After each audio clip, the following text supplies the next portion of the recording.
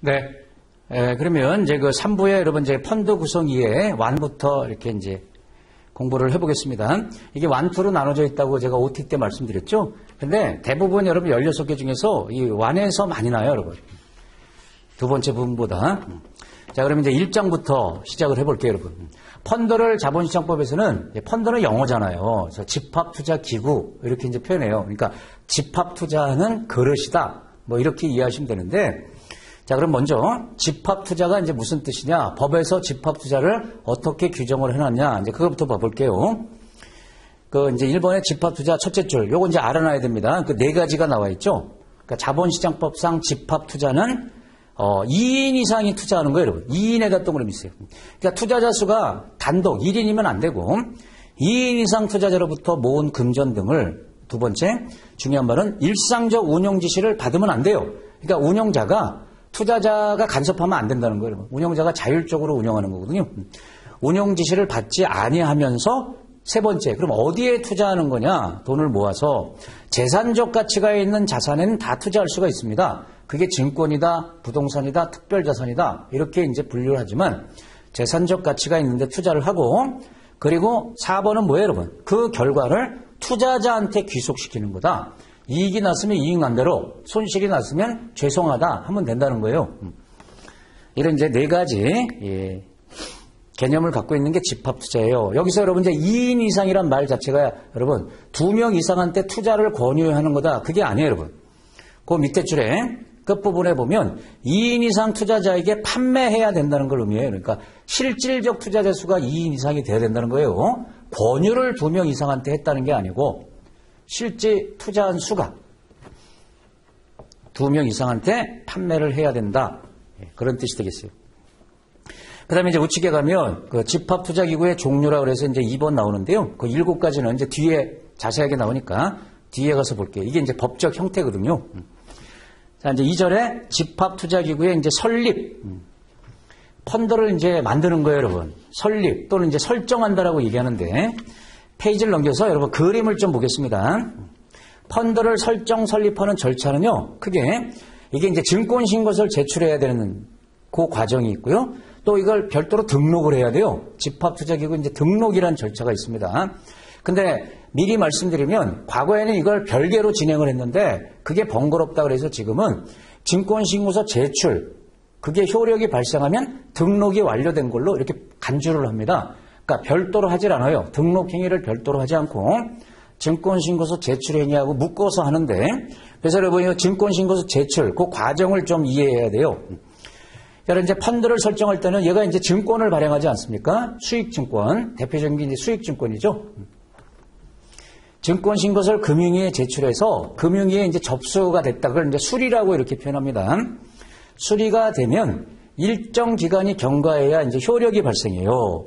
거기에 이제 10일, 효력 발생 기간이 10일짜리가 있고 7일짜리가 있고 15일짜리가 있는데 대부분은 15일 걸립니다. 근데 이제 환매금지형은 10일, 7일 이런 게 있어요.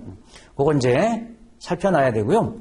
그 다음에 이제 우측에 필요하면 정정신고를 또 할 수가 있어요. 정정신고는 통상 3일 또는 이제 수리 당일을 이제 효력이 발생한다 그런 뜻인데 여러분, 등록 내용 자체를 변경하는 것은 수리된 날 바로 효력이 발생해요. 그러니까 기간 없이 바로 효력이 발생하는데 금액 바꾸는 거 있죠? 그거는 이제 3일 후에 효력이 발생한다. 어찌됐든 정정신고는 효력이 좀 빨리 나오는 거죠. 그럼 이제 효력이 발생하면 모집 매출. 여러분, 모집 매출이 이게 공모한다는 거죠, 공모. 투자자한테 이제 판매를 하는 거예요, 여러분. 공모라는 뜻입니다. 그리고 이제 그 실적을 또 보고하는 이런 과정을 밟는다. 자, 그림을 좀 이제 이해하시고요. 그럼 이제 구체적으로 들어가 볼게요. 밑에 이제 1번. 펀드를 설정할 때 증권신고서 제출해야 돼요. 별표 치겠습니다. 증권신고서. 여러분 이제 우리는 펀드를 공부하는 거 아닙니까? 그럼 중요한 걸 먼저 봐볼게요. 우측 페이지 그 두 번째 단락 있죠. 따라서 거기를 봐봐요. 자, 증권의 모집 매출 총액이 10억에다 동그라미 있어요. 우리 이제 기준이 그렇거든요. 모집 매출 총액이 10억 이상인 증권의 모집 또는 매출은, 이 모집 매출이 여러분 공모 행위를 말합니다. 사모펀드가 아니고 이제 공모펀드만 이제 증권신고서를 제출하는 거거든요. 증권의 이제 공모는 그 발행인이, 이 발행인이 집합투자업자입니다. 집합투자업자가 그 증권신고서를 금융위에 제출해서 수리가 되지 않으면 모집 매출할 수 없다. 이런 뜻이 되겠어요. 그러니까 이제 수리되지 아니하면 일을 할 수 없다. 이런 뜻인데, 근데 여러분, 발행 총액이 10억이 안 되면 이거 번거로운 행위로 보고, 그럼 증권신고서 생략해도 되는 거예요, 여러분. 10억이 안 될 때는. 그래서 거기 이제 중간에 여러분 이제 증권신고서 1번, 2번, 3번 이런 것들을 이제 검토한다는 건데요. 그건 넘어가고요. 그 밑에, 자, 이와 같은, 거기를 봐봐요. 증권신고서는 집합투자업자가 펀드의 집합투자증권을 자, 공모에다 동그라미 쓰요. 3호는 신고서 제출 안 해도 됩니다. 근데 공모로 발행할 때 제출하는 거예요. 공모를 통해서 모집하고자 하는 경우에 적용하는 거다. 따라서 거기 밑에 그 옆에 3호 동그라미 치고 또 모투자신탁에 모 동그라미 치세요. 이게 여러분 이제 모자형 펀드가 있거든요. 어미모 아들자. 근데 투자자한테 판매하는 건 자펀드란 말이에요. 자펀드가 증권을 발행하는 거지 모펀드는 증권을 발행하지 않기 때문에 모펀드는 신고서 제출 대상이 아니에요. 그래서 사모펀드나 모펀드 이거는 신고서 대상이 되지 않는다는 거 이렇게 기억해야 돼요. 그러니까 공모펀드가 신고서를 제출해야 된다. 아시겠죠? 그것도 10억 넘을 때. 그런데 여러분 증권이 꼭 수익증권만 있는 게 아니죠. 법에 보면 여러분 지분증권도 있고 회사가 발행한 주식 있잖아요. 자금 조달 목적으로. 채권도 있고 다양하지 않습니까? 그래서 이제 왼쪽 페이지에 여러분 그 제목 바로 밑에 줄에 봐봐요. 자본시장법에서는 거기 국채 있잖아요. 채권 중에서 아주 우량한 거죠. 국채, 지방채, 특수채 또는 그 밑에 중간에 정부가 보증하는 채권, 채무증권이 채권이니까 이런 것들은 증권신고서 제출 대상이 아닙니다. 회사채라든지 주식은 증권신고서를 반드시 제출해야 되는데 이런 우량한 채권, 주로 채권 아닙니까? 이거는 증권신고서 면제 대상입니다. 그걸 먼저 교재가 설명해 놓고요. 일반적인 얘기를 하는 거예요. 그러면 펀드가 발행하는 증권은 신고서 대상이냐 아니냐 대상으로 보겠다 이거예요. 근데 그것도 공모만. 아시겠죠? 자, 이제 2번 제목으로 가보겠습니다. 일괄신고서. 이거는 왜 나온 거냐면 그 네 번째 줄을 봐봐요. 매일 펀드의 증권을 발행, 환매해야 되는 특히 이제 개방형. 개방형은 수시로 환매가 들어오고 돈이 들어오고 나갔다 이렇게 하는 거거든요. 그러면 얘네들이 여러분 수시로 증권을 발행해야 되는데 이럴 때마다 증권신고서를 제출하고 효력이 나올 때까지 기다리고 그러면 너무나 번거롭다는 거예요. 이해되시죠? 이런 것들은 증권신고서 제출하는 자체가 너무나 번거로운 행위다. 맨 밑에 줄 끝에 업무의 번잡성이 크다 이렇게 돼 있잖아요. 자, 제가 핵심만 이렇게 본 거거든요, 여러분. 그래서 이제 페이지를 넘기면 둘째 줄에 우리 자본시장법에서는 이런 상황을 감안해서 일괄신고서 제도를 운영하고 있다. 자, 그러면 일괄신고서 제도가 뭐냐? 어려운 말은 없습니다. 개방형이다 동그라미 있어요. 돈이 들어왔다 나갔다 하는 개방형 펀드는 수시로 증권을 추가 발행하거나 그래야 되거든요. 그래서 얘는 집합투자증권에 한해서, 그러니까 개방형에 한해서 최초 신고 시 일정 기간 동안 모집 매출할 증권의 총액을 미리 정해놓고 그 경과기관과 금액 범위 내에서 해당 집합투자업자가 자신의 권한으로 증권을 추가 발행할 수 있는 제도. 그러니까 신고를 한 번에 퉁쳐서 해놓고 수시로 발행하는 제도. 그걸 일괄신고서 제도. 그럼 편리하겠죠? 그럼 그 일정 기간이 얼마냐? 그런 거는 이제 안 돼 있잖아요. 교재에 없으니까 안 나오겠죠. 뭐 취지만 이해하시면 돼요. 자, 3번. 그럼 이제 신고 효력이 언제 나오냐? 이게 이제 기준이 뭐냐면 그 셋째 줄을 봅니다. 증권신고서는 금융위에 제출돼서 수리된 날로부터 기간을 따지는 겁니다. 수리 그러면 뭐냐면 접수라고 이렇게 이해하셔도 되겠죠. 수리된 날로부터 다음에서 정한 기간이 경과한 날에 효력이 발생한다. 그러니까 수리된 날 즉시 효력이 발생하는 게 아니에요. 즉시 발생하는 게 아니고 거기 1번, 2번, 3번, 4번이 있는데 요거 여러분 날짜 나올 수 있으니까 별표 치고 요거 좀 외우셔야 돼요. 3번부터 봅니다. 자, 펀드는 여러분 효력 발생에 15일 걸립니다. 이게 대부분입니다. 그러니까 15일 걸린다. 이게 일반적인 기준이다. 이렇게 외우시고요. 다만 이제 환매 금지형은 여러분 좀 빨리 효력이 발생해요. 환매 금지형. 예. 그러면 10일짜리가 있고 7일짜리가 있는데 2번으로 거꾸로 올라가요. 일반적인 환매금지형은 7일이면 효력이 발생해요. 여러분. 환매금지형은 더 빨리. 그런데 1번은 보면 환매금지형 중에서 상장하는 게 있어요. 여러분. 상장하는 건 3일 더 걸려요. 10일. 왜 그럴까요, 여러분? 상장한다는 것은 그 상장 심사 이런 기간이 별도로 필요하기 때문에 3일 정도 추가된다. 그러니까 15일이 원칙, 환매금지형은 짧다. 7일. 근데 상장이 돼 있는 거는 3일 더 걸린다. 10일. 이렇게 기억하시면 되고. 그 다음에 4번은 뭐냐면요. 이건 이제 정정신고서의 효력 기간을 얘기하는 거예요. 효력 발생 기간. 정정신고서 낼 때. 이거 앞에서 그림으로 봤는데요. 이게 두 가지가 있습니다. 정확히 기억하시려고 그러면 첫째 줄에 펀드의 그 등록사항 있잖아요. 등록사항을 변경할 때는 그 밑에 바로 수리된 날, 즉시 효력이 발생하는 거예요. 그런데 그 옆에 금액을 변경하는 거죠. 모집가액, 매출가액 또는 발행 이제 금리. 주로 이제 이런 금액을 변경하는 건 그 밑에 3일에다 동그라미 있어요. 3일로 효력이 발생한다. 그러니까 여러분 큰 틀에서 정정신고서는 효력 발생 기간이 수리된 날로부터 3일이다. 그런데 등록 내용 자체만 변경한다. 금액하고 상관없이. 그러면 즉시 효력이 발생할 수도 있다. 외우는 거 가능하시겠죠? 다음에 이제 정정신고서 얘기를 조금 더 해볼게요. 여러분 정정신고서 우측에 가봅니다. 첫째 줄 중간에 한편 금융위는 증권신고 내용이 다음에 해당하는 경우에는 기존 증권신고서 내용 정정을 요구하게 돼 있어요. 그러니까 금융위에서 요구하는 거예요. 너가 제출한 증권신고서가 지금 하자가 있다. 그러니까 정정해라. 정정신고서를 또 제출해라. 이렇게 금융위가 요구하는 게 세 가지 사유가 있어요. 여러분 세 가지. 첫 번째 신고서 형식에다 동그라미 써요. 형식을 갖추지 못했을 때. 두 번째 거짓으로 기재했을 때. 세 번째 기재해야 될 내용을 표시하지 않았을 때. 이런 세 가지 사유는 금융위가 요구하는 거예요. 정정신고서를 요구하는 거고. 그 밑에 이제 반면이란 말이 나와 있잖아요. 이 반면. 그 줄 끝에 집합투자업자는 이와 같은 경우에는 반드시 정정신고서를 제출해야 된다. 금융위가 요구하지 않아도 제출해야 되는 거예요. 그 사유가 여러분 1번에 기억부터 시효까지 있는데 이걸 다 외울 필요 없고요. 기억하고 디귿 요 정도만 봐볼게요. 여러분. 기억. 자, 금액을 달리 정정하는 거예요. 여러분. 처음에 이제 모집 매출, 그러니까 펀드 판매 금액을 100억이라고 신고를 했는데 이게 인기가 있어서 더 팔릴 것 같다. 그래서 뭐 200억으로 고치겠다. 정정하겠다.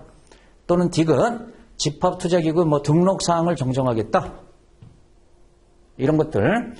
이런 사유들은 자발적으로 이제 정정신고서를 제출해라. 이런 뜻이에요, 여러분. 앞서 여러분 기억이 그 금액 관련된 거는 그 효력 발생에 3일 걸리잖아요. 디귿. 등록 내용 자체만 정정하는 것은 수리된 날 효력이 나오고. 그러면 여러분 여기 시험을 어떻게 예상하면 되냐면 자 정정신고서 제출 사유를 쭉 열거를 해놓고 이게 금융위가 요구하는 걸 고르시오. 스스로 제출해야 되는 걸 고르시오. 이렇게 구분하면 돼요. 그러면 금융위에서 요구하는 것은 그 위에 세 가지 사유잖아요. 그걸 따로 분리만 하면 되겠습니다. 자, 지금까지 이제 신고서 관련된 얘기를 해봤고요. 5번에 이제 펀드를 등록을 해야 돼요. 여러분, 우리나라 펀드가 지금 10,000개가 훨씬 넘습니다. 14,000, 15,000개 정도 되는데, 이제 공모도 많고 사모가 특히 많아요. 근데 14,000개다, 이걸 어떻게 알아요? 이게 금융위에 등록이 돼 있기 때문에 아는 거거든요, 여러분. 그 펀드 개수를. 그래서 이제 등록이라는 행위를 해야 되는데 일단 여러분 원칙은 그 둘째 줄 중간에 보면 증권신고서 제출과는 다른 절차로 이루어지는 게 등록행위예요. 원칙은. 그런데 결론만 봅니다. 페이지 넘겨서 그 동그라미 4개가 있죠, 여러분. 거기 3줄 위에 봐봐요. 2줄 위에. 증권신고서가 효력이 발생하는 때 금융위에 등록된 것으로 간주해서 업무 간소화를 배려하고 있다. 이 결론이에요. 그러니까 별도로 등록 행위를 하는 게 아니고 신고서 제출하는 그 행위에서 효력이 발생하면 등록이 완료된 걸로 보는 겁니다. 어차피 등록이나 신고서 제출 다 금융위에 하는 거거든요. 그러니까 별도로 하지 않는다는 겁니다. 간주, 등록된 걸로 간주한다. 근데 왜 이걸 그럼 별개로 했냐면 그 등록 요건이 달라요, 여러분. 신고서 제출 요건하고 등록하는 행위의 요건이 다르기 때문에 과거에는 이제 별도로 했다는 거예요. 그 등록 요건을 봅니다. 등록이 되려고 그러면 1번은 뭐예요, 여러분? 이 펀드에 이제 참여하는 그 금융기관들이 있잖아요, 여러분. 집합투자업자, 신탁업자, 투자매매 중개업자, 얘가 이제 판매회사죠. 일반 사무관리회사. 얘네들이 영업 정지 기간에 있으면 안 된다는 거예요, 여러분. 영업 정지 기간 중에 있지 아니할 것. 그러니까 영업 정지면 등록이 안 되는 거죠. 두 번째, 적법하냐 이거예요. 적법하게 설정 설립됐냐? 그걸 보겠다는 거예요. 그리고 세 번째는 투자자 이익을 명백히 침해하고 있냐, 그렇지 않냐? 법령을 위반하고 있냐, 그렇지 않냐? 그걸 확인하겠다는 거예요. 확인 후 등록을 해주겠다는 거예요. 자, 4번을 잘 봅니다. 여기서 여러분 시험에 나면 등록 요건에서 거기 여러분 1억이라는 게 두 개 나오죠? 다 1억입니다. 그냥 1억이라고 금액을 외우시고요. 등록할 때 이제 돈을 요구하는데 자본금이나 이제 출자금 이게 1억 이상이 돼야 등록이 되는데 이걸 어떻게 외우시냐면 거기 보시면 여러분 7가지 그 법적 형태 중에서 투자 신탁은 우리나라 제일 많은 투자 신탁 있죠? 이거는 금액을 요구하지 않아요. 이거를 제외한 나머지는 1억 이상의 돈을 요구한다. 자본금이 1억 이상이냐, 출자금이 1억 이상이냐, 이걸 보는 거예요. 근데 얘는 안 봅니다. 그래서 이렇게 거꾸로 외우세요. 투자 신탁은 안 본다. 자, 등록도 여러분, 이제 변경 행위를 할 수 있다는 거예요. 변경이 필요하면 등록사항에 대해서 그 첫째 줄에 2주라고 돼 있죠? 혹시 모르니까 그냥 2주만 동그라미 치고요. 얘도 마찬가지예요, 여러분. 예, 이게 등록 행위를 정정하는 것도 이게 별도로 진행되는 거냐? 아니에요, 여러분. 업무 간소화 차원에서 예, 이것도 같이 진행이 됩니다. 거기 그 파트 맨 밑에 셋째 줄 끝에 보면 정정신고서를 제출하는 경우에는 우리 증권신고서 내용 바꾸는 게 정정신고서죠. 그때는 그 줄 끝에 변경 등록한 것으로 된 것으로 간주한다. 그러니까 따로 등록 정정을 할 필요는 없다 이거예요. 이번에는 이제 투자 설명서 얘기를 해볼게요. 투자 설명서. 앞에 증권신고서나 이런 것들은요, 금융위가 요구하는 사항을 기록하는 거거든요. 그러니까 투자자가 이해하기가 어려워요. 그래서 그 내용을 투자자가 이해하기 쉽게 이제 별도로 바꿔서 설명하는 게 투자 설명서고, 이게 이제 공식 설명 문서가 되는 거죠. 법적 투자 권유 문서예요. 자, 5번째 줄. 그 앞부분에 그 또한 거기서부터 봅니다. 자본시장법에서는요, 집합투자증권의 매수를 권유할 때, 그러니까 펀드 투자세의 이 투자를 권유할 때 반드시 그 설명 자료로 투자 설명서를 사용해야 돼요. 이게 공식 문서고요. 또는 간이 투자 설명서 사용할 것을 강제하고 있다는 거예요. 이게 의무라는 겁니다. 투자 설명서 또는 간이 투자 설명서. 근데 이제 펀드 같은 경우는 여러분, 펀드는 간이 투자 설명서도 많이 이용해요. 자, 이제 밑에 그 이제 본 투자 설명서를 봐볼게요. 제출 시기가 언제냐 이거예요. 투자 설명서도 이것도 금융위에 제출해야 돼요, 여러분. 그래서 금융위가 이제 알고 있어야 되기 때문에 그럼 언제 제출하냐? 첫째 줄 효력이 발생하는 날 거기다 밑줄 그어놓으세요. 그러니까 증권신고서 효력이 발생하는 날 사실은 그때부터 투자 설명서를 쓸 수가 있는 거거든요. 효력이 발생해야 그래서 그 발생하는 날입니다. 효력이 발생하는 날로부터 뭐 2주 이내 이런 식으로 함정을 팝니다. 그러면 틀려요. 효력이 발생하는 그 날 금융위에 제출해야 된다. 아시겠죠? 그리고 이제 그 투자자가 볼 수 있게끔 여러 장소에다 이제 비치하는 거예요. 효력 발생 날. 그리고 2번 이 투자 설명서의 내용은 증권신고서 기재된 내용과 다른 내용을 표시하거나 누락하면 절대로 안 됩니다. 반드시 같아야 돼요, 여러분. 동일 내용이다. 형태만 바꾼 거다. 형식만. 증권신고서 내용하고 같아야 됩니다. 그리고 투자 설명서는 이게 교부를 해주는 거잖아요, 여러분. 펀드 가입할 때 투자자한테 이제 교부하는데 그러면 이게 달라지는 걸 이제 업데이트를 해야 된단 말이에요. 또 달라질 수도 있잖아요. 그래서 통상 연 1회 동그라미 있어요. 연 1회 이상 투자 설명서를 이제 갱신한다고 이렇게 부르죠. 갱신해서 금융위에 또 제출해야 된다. 그 주기가 최소 1년에 한 번 이상이다. 1년에 한 번 이상. 그리고 여러분 그러면 변경된 이 투자 설명서를 투자자한테 이걸 줄 수가 없잖아요, 여러분. 그래서 이걸 그냥 공시하는 겁니다. 인터넷 홈페이지 이런 데 이제 공시하면 돼요. 비치하거나 공시하면 된다. 자, 갱신 기준이 연 1회 이상이다. 자, 4번을 보겠습니다. 투자 설명서 이제 사용. 자, 그 첫째 줄은 뭐예요? 반드시 투자 설명서를 가지고 이제 설명을 해야 된다는 거고요. 또 교부를 해야 돼요. 투자 설명서를 투자자한테 교부하는 것도 의무인데, 다음 그 네 가지 대상은 이제 교부를 면제한다. 교부하지 않아도 된다. 그럼 누구일 때 교부하지 않아도 되냐? 1번은 무슨 얘기냐면 급이 다르죠, 여러분. 그 회계법인이라든지 뭐 감정인, 변호사, 변리사, 세무사 등 공인 자격증을 갖고 있는 자, 공인된 자격증을 갖고 있는 자한테는 설명서 교부 안 해도 되고요. 그리고 2번 해당 증권 연고자, 특수관계에 있다는 거죠. 관련이 있다는 거죠. 연고자. 그리고 핵심은 3번이죠, 여러분. 투자자가 거부하는 거예요. 나 안 받을 거야. 거부. 서면으로 표시한 자. 그리고 4번도 보면 거기는 뭐예요, 여러분? 계속해서 추가로 취득하려는 자. 그러니까 적립식 펀드 여러분 이거 예를 들면 돼요. 적립식은 다달이 투자라는데 투자할 때마다 설명서를 받는다? 불편하기만 하다. 이럴 때는 교부하지 않아도 됩니다.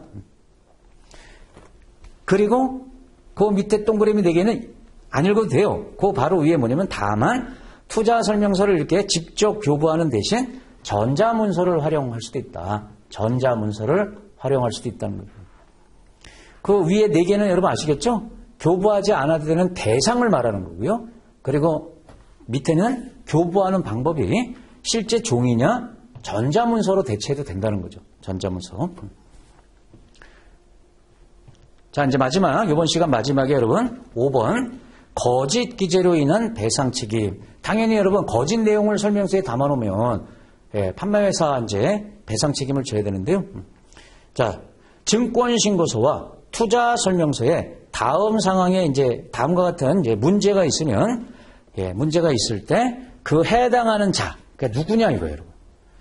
배상 책임을 져야 된다. 그러면 누가 배상 책임을 지고 어떤 문제가 있을 때 배상 책임을 져야 되냐. 그 얘기가 이제 우측에 나와 있어요, 여러분. 자, 1번. 이게 이제 사유죠. 배상 책임을 져야 되는 사유. 이제 서류에 문제가 있는 겁니다. 증권신고서나 투자설명서. 새로울 건 없어요, 여러분. 첫 번째, 거짓 내용을 기재했다. 그리고 두 번째, 중요사항을 누락시킴으로써 거짓 내용을 기재하거나 오히려 두 번째는 누락시킴으로써 그게 투자자 손해를 입혔다. 그러면 이제 배상 책임을 져야 되는데 그러면 누가 배상 책임을 지냐? 거기 5개가 이렇게 나와 있는데 핵심이 1번이죠, 여러분. 증권신고서 신고인 또는 이제 발행인의 이사라고 돼 있는데 이제 이사가 이제 거기 임원이 되겠죠. 근데 이 발행인이 집합투자업자란 말이에요. 집합투자업자.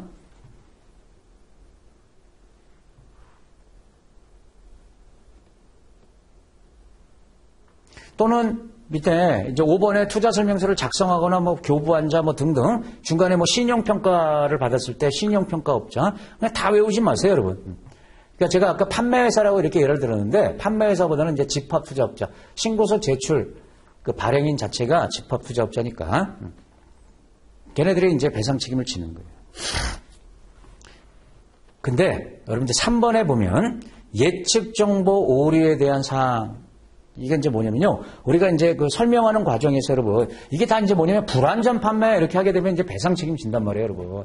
판매회사도, 집합투자업자도. 판매회사도 제대로 설명을 해줘야 되니까. 그런데 예측 정보에 대해서는 배상 책임 의무가 있냐 없냐 이런 거예요. 예측 정보. 첫째 줄에 예측 정보는요. 그 밑에 결론만 보면 책임을 지지 아니한다 이렇게 돼 있잖아요. 그러면 다음과 같은 게 증명이 될 때 거기 4가지 사유가 있는데 그냥 이해하기 위해서 1번만 봐봐요. 그 기재 또는 표시가 예측 정보라는 사실이 밝혀져 있을 것. 그러니까 투자 설명서에 이건 예측 정보입니다. 이렇게 표시가 돼 있으면 그게 예측이 빗나가도 책임 안 져도 된다는 거예요, 여러분. 그런 뜻이 되겠어요. 그렇게 그러니까 깨알같이 이렇게 되겠죠. 다만 이거는 예측치입니다. 이렇게. 여러분. 만약에 예측치가 빗나갔다 그래서 배상 책임져라 그러면은 누가 여러분 뭐 예측을 하겠어요. 이거는 빗나갈 수도 있기 때문에 예를 들어서 이 펀드는 지금 어떤 주식에 투자하는데 그쪽 전망이 좋습니다. 이런 것들은 좀 들어갈 수 있잖아요. 전망치, 예측치, 단서를 달고. 근데 그게 안 맞았다 그래서 불안전 판매다 이러면 너무나 가혹하니까 그거는 예외로 보겠다 이런 뜻이에요. 이해되셨죠? 네. 첫째 시간 여기까지 하도록 하겠습니다.